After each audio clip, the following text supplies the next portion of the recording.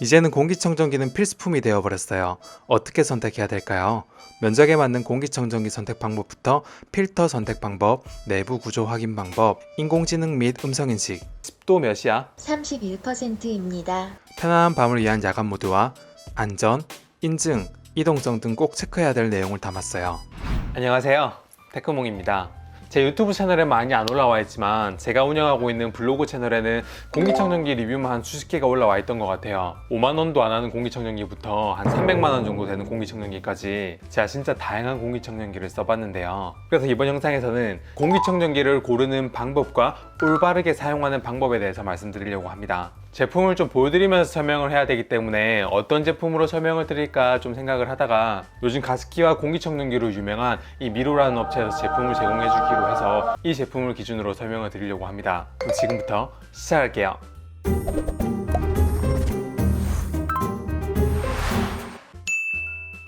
공기청정기를 구입할 때 제일 먼저 생각해야 될 것은 역시 면적이겠죠. 한국소비자원에서는 사용공간의 130%, 한국공기청정협회에서는 사용공간의 150% 정도 되는 용량을 구입해야지 어느 정도 성능이 나온다고 얘기를 하는데요. 쉽게 말하면 10평짜리 원룸이라면 13평이나 15평짜리를 사용하면 된다는 얘기입니다.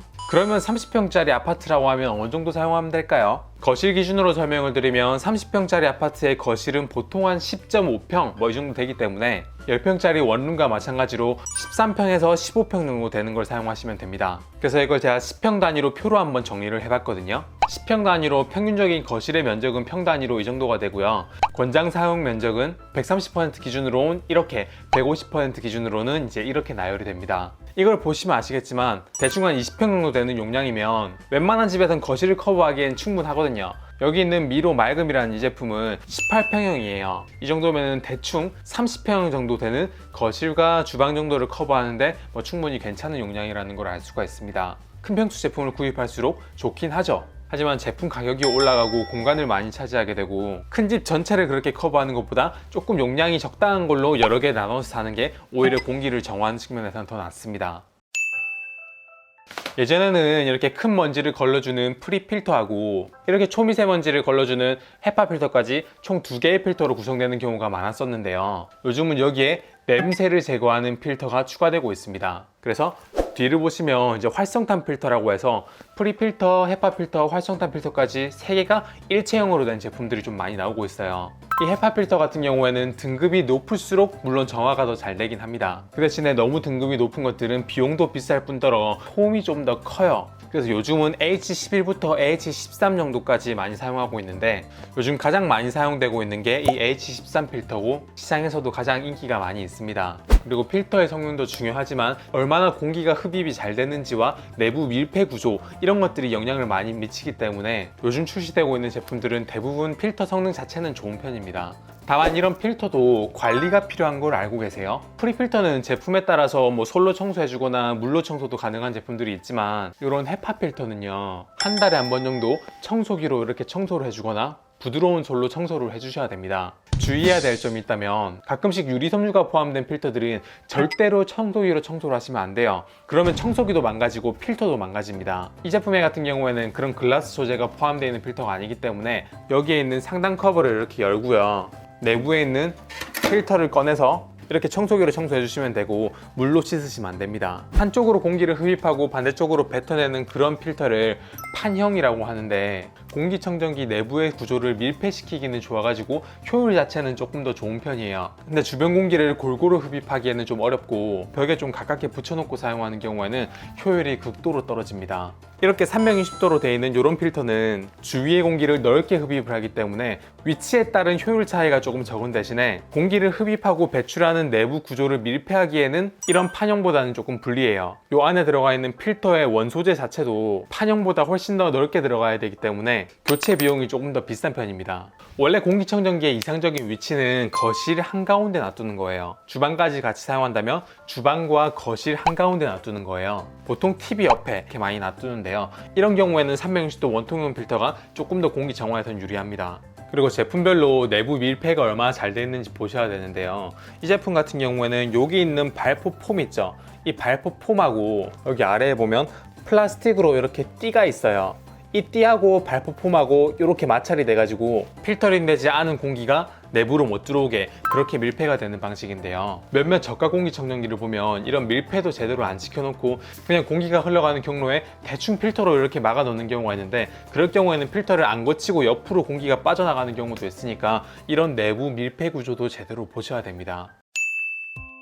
그 다음으로 말씀드릴 거는 인증 부분이에요. 국내에서는 한국공기청정협회에서 제품 용량별로 냄새나 소음이나 청정률들을 기준으로 세워놓고 이걸 통과하게 되면 CA 인증이라는 걸 주고 있습니다. 근데 이것도 현실이 단순히 통과했다는 것만 보여주고 내부의 세부 시험 결과에 대해서는 공개를 하지 않고 있어요. 그래서 CA보다는 시간당 얼마나 공기를 정화할 수 있는가를 기준으로 CADR이라는 기준으로 많이 얘기를 하시는데, 실제로 이 방법이 전 세계적으로 가장 많이 사용하고 있는 비교 기준이 되고 있긴 하거든요. 근데 많은 제조사에서 이거를 제대로 표기를 해놓지 않고 있어요. 그리고 다시 표기를 해도 그거는 최대 풍속 기준이기 때문에 일반적으로 우리 집에서 사용하고 있는 공기청정기의 정화 능력하고는 차이가 날 수밖에 없어요. 국내 대기업에서는 대부분 CA 인증이라는 걸 받고 있긴 한데, 이걸 받으려면 한국공기청정협회에 가입을 해야 되고 인증 비용도 발생하고 제품 단가도 그만큼 더 올라가서 해외 제품들이나 중소기업에서는 이 CA 인증 외에 다른 인증들을 받아가지고 진행을 하고 있어요. 이 미로 맑음 공기청정기도 CA 인증은 받지 않았고요. 그 대신에 국가공인기관에서 진행하고 있는 KCL 인증 그리고 대한아토피협회 인증을 받았는데, 사실 좀 CA 인증이 가장 까다롭다라고 알려졌기 때문에 조금 아쉽긴 하지만 이 제품이 받은 인증 내에 보면 소음이나 유해가스, 청정 능력들이 다 포함되어 있기 때문에 정화 능력에 대해서는 크게 의심하지 않으셔도 될 것 같습니다. 지금은 적어도 까다로운 인증이라고 불리는 CA 인증하고 국가공인인증에서 인증받은 제품을 선택하는 게 현명한 선택이 될 수 있을 것 같습니다.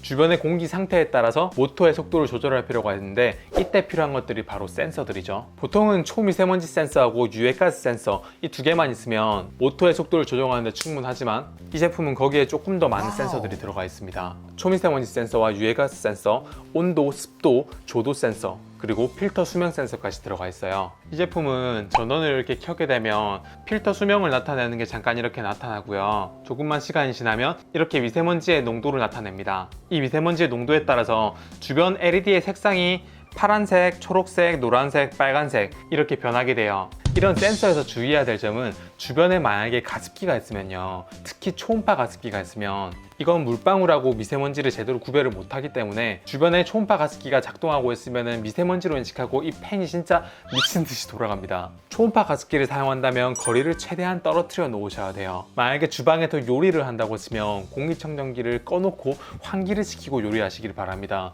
이 필터 수명에 정말 안 좋은 영향을 미칩니다. 그리고 상단 디스플레이에서는 이 미세먼지뿐만 아니라 온도와 습도, 가스들도 이렇게 표현을 해주거든요. 이 온도하고 습도하고 가스가 대략적으로 쾌적하다, 건조하다, 좋다 이 정도로만 알 수 있고, 세부 온도, 습도, 가스가 어느 정도인지는 알려주지 않아요. 근데 이 미로 맑음 공기청정기는 스마트폰에서는 이렇게 습도와 온도를 정확하게 좀 알 수가 있어요. 이 미로 맑음 공기청정기 같은 경우에는 이 IoT 기능이 최단급에 가깝게 좀 올라가 있어요. 최단급이라고 하려면 최소한 한 4개 정도 제 기준으로 만족을 해야 되는데, 스마트폰으로 멀리서도 집에 있는 공기청정기를 켜고 끌 수 있는지, 그리고 일정을 등록해가지고 원하는 시간에 켜고 원하는 시간에 꺼지게 할 수 있는지, 그리고 이렇게 음성을 통해서 공기청정기를 켜고 끌 수 있는지, 음성을 통해서 타이머 기능을 지원하는지를 만족해야 됩니다. 미로 맑음 같은 경우에는 멀리서도 스마트폰으로 바로 전원을 켜고 끄고 할 수 있고요. 특정한 시간에 공기청정기가 켜지고 꺼지게 이렇게 일정을 예약할 수가 있거든요. 원하는 시간에 공기청정기가 켜지고 원하는 시간에 공기청정기가 꺼지게도 할 수 있는 거예요. 근데 제가 아까 전에 요리를 할 때 공기청정기를 켜놓으면 필터가 망가진다고 했잖아요. 그때 공기청정기를 끌 때 매번 위에서 이렇게 버튼 눌러서 끄는 거는 조금 귀찮을 수가 있단 말이에요. 가장 편리한 거는 음성으로 켜고 끄는 겁니다. 이 제품을 구입하면 이렇게 구글 홈미니와 같은 AI 스피커를 기본적으로 이렇게 제공을 하더라고요. 게다가 꼭 이런 구글 홈미니 아니더라도 SKT의 누구라든지 네이버의 클로바라든지 아마존의 알렉사, 삼성의 스마트띵스 이런 거랑 전부 다 호환이 되기 때문에 AI 스피커의 범용성이 정말 넓은 편이에요. AI 스피커로 어떤 거 되는지 한번 확인해 볼게요. 클로바, 공기청정기 꺼줘. 공기청정기를 껐습니다. 공기청정기 켜줘. 공기청정기를 켰습니다. 3분 후에 공기청정기 꺼줘. 3분 뒤에 스마트홈 동작을 실행할게요. 공기청정기 온도 몇 도야? 공기청정기에서 알려주는 온도는 26도입니다. 공기청정기 습도 몇이야? 31%입니다. 이렇게 켜고 끄는 거는 물론 공기청정기의 온도와 습도를 알려주기 때문에 집에 온도계와 습도계가 없어도 음성으로 다 확인할 수 있다는 거는 되게 편리하네요. 안방에서 이런 공기청정기를 사용할 때 주의해야 될 점이 하나가 있다면 야간 모드 기능이 얼마나 잘 작동하는지 확인을 해 보셔야 됩니다. 버튼을 눌러서 야간 모드로 들어가야 되는 거는 진짜 기본 중에 기본이고요. 얘는 조도 센서가 있어가지고 어두운 곳으로 들어가게 되면 자동으로 여기 있는 불이 어두워지고요. 그리고 어두운 곳에서 2시간 정도 있으면 여기 위에 동작 상태를 표시하는 등만 남겨놓고 나머지 불들은 다 꺼집니다. 그래서 안방으로 이렇게 들고 와서도 자동 모드에 켜놓고 아무것도 설정하지 않아도 된다는 얘기예요. 그래서 와, 이 제품 진짜 야간 기능까지 정말 잘 만들었다 라고 생각을 했는데 실제로 사용해보니까 한 아쉬운 점이 한 2가지 정도는 발견되긴 했어요. 어두운 곳에 들고 가자마자 바로 LED의 밝기는 어두워집니다. 근데 이 LED 밝기가 어두워진 게 야간 모드로 들어가서 완전히 꺼지려면 2시간을 기다려야 된다는 건 조금 아쉬웠어요. 물론 이제 상단의 야간 모드 버튼을 누르면 바로 전환이 되긴 하는데 2시간이 아니라 조금만 더 빨리 이 불이 꺼졌으면 좀 더 좋았겠다라는 생각이 들긴 했어요. 그리고 그 다음으로 아쉬운 거는 이게 IoT 기능을 지원을 하려면 여기 있는 이 미로티라고 하는 IoT 모듈을 여기 연결을 해야 되거든요. 근데 여기에 있는 이 노란색 불빛은 야간 모드가 돼도 꺼지지가 않습니다. 그래서 완전히 어두운 곳에서 사용할 때 이런 불빛을 완전히 꺼버리려면 여기 있는 IoT 플러그를 이렇게 좀 뽑아줘야 된다는 거는 조금 아쉽네요. 이 정도까지 보셨으면 나머지는 이제 기타 편의성들이나 가격 위주로 좀 보시면 됩니다.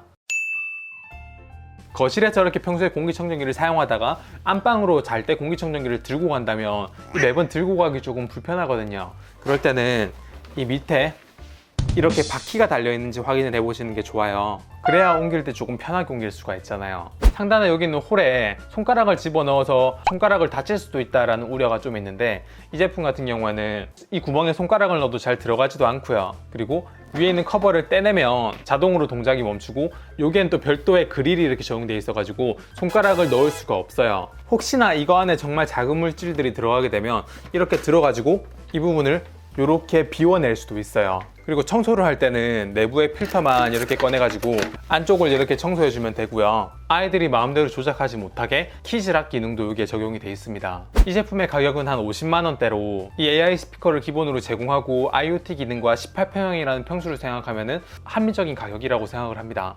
그리고 공기청정기를 구입할 때는 이 안에 있는 필터의 유지비도 생각을 좀 하셔야 되는데 정말 저렴한 제품들은 한 1년에 3만원부터 비싼 제품은 아까 말한 100만원짜리까지 가요. 이 미로 맑은 공기청정기는 안에 있는 필터 교체 비용은 거의 한 6만원 정도 되고요. 한번 교체한 필터는 6개월에서 1년까지 사용을 할 수가 있어요. 하루 24시간 사용했을 때 기준으로 6개월 사용이 가능하니까 아까 말한 예약 기능을 조금 이용하게 되면 1년 정도는 무리 없이 사용할 수 있을 것 같고요. 1년에 한 6만원 정도면은 공기청정기 필터 가격치고는 평범한 편입니다. 하지만 유지비라 그러면 전기요금도 포함되어 있잖아요. 소비 전력은 이 제품은 최대 56W고요. 이게 한 달 내내 켜놓았을 때는 40kWh, 누진제 구간에 따라서 한 달에 최소 4,000원에서 최대 12,000원 정도 수준이에요. 이거는 최대일 때 기준이고요. 제가 여기 있는 IoT 플러그로 실제로 어느 정도 나오는지 확인해 볼게요. 공기가 좋을 때 오토 모드 기준입니다. 지금 측정된 숫자를 보면 한 7W 정도 되는 걸 알 수가 있죠. 아까 56W라 그러는데 7이면은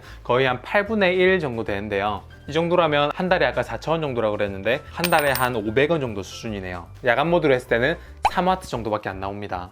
야간 모드 얘기를 한 김에 소음을 한번 측정해봤어요. 공기청정기가 꺼져 있는 상태에서 소음은 한 38에서 39 이 정도고요. 야간 모드로 이렇게 잠깐 켰을 때 순간적으로 데시벨이 올라가지만 데시벨은 껐을 때랑 거의 차이가 없는 것을 알 수가 있어요.